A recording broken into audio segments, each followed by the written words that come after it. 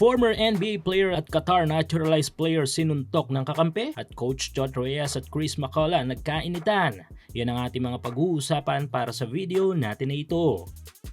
Usap-usapan ngayon sa social media ang insidenteng kinasangkutan ng Qatar naturalized player at former NBA player na si Kendrick Nunn. Ayon sa mga reports ay nagkaroon umano ng mainitang komprontasyon sa loob ng kanilang kupunan na nauwi pa sa pisikalan. Ang mas nakakagulat, isang kakampi mismo ni Nunn ang nanuntok sa kanya habang nasa gitna ng tensyon ng grupo. Sa video na ito ay makikita ang teammate ni Nunn na bumitaw ng isang matinding suntok patungo sa former NBA player. Nagmula ang initan na ito mula sa mismong laro patungo dito sa hallway patungong locker room. Posibleng mas malaking damage ang inabot ni Nunn kung walang mga umawat na mga security at staff. Dahil dito ay naban ng 1 taon sa paglalaro ng basketball ang teammate ni Nunn na sumuntok sa kanya na si Blan Kia sa kahit saang liga ng basketball sa Greece. Natural lamang na magkaroon ng matitinding emosyon sa kompetisyon, lalo na kapag mataas ang pressure at malaki ang inaasahan ng isang kupunan. Ngunit kapag umabot na sa isang pisikalan sa pagitan ng magkakampi ay ibang usapan na yon.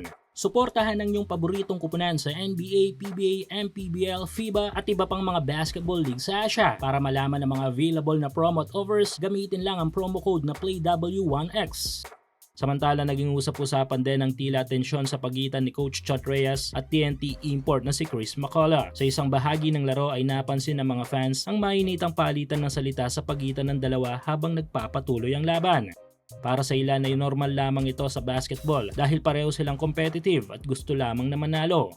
Ngunit para sa iba ay tila may mas malalim na dahilan kung bakit nagkaroon ng emosyonal na palitan. Hindi naman lingid sa kalaman na marami na si C-Mac ay isa sa mga import na may mataas na kumpiyansa sa kanyang kakayahan. Samantalang si Coach Chot Reyes naman ay kilala sa pagiging demanding at stricto pagdating sa sistema ng kanyang kupunan. Posibleng dala lamang ito ng init sa laban at kagustuhang makuha ang panalo. Sa katunayan, maraming coach at players sa buong mundo ang nagkakaroon ng ganitong klaseng argumento habang nasa gitna ng kompetisyon. After naman ng game daw talo ay naging okay naman sina Coach Chot at C-Mac. Mamaya isasalang ang TNT sa isang do or nothing game habang inaasahan naman ng Hinebra na makuha na nila ang kampyonato.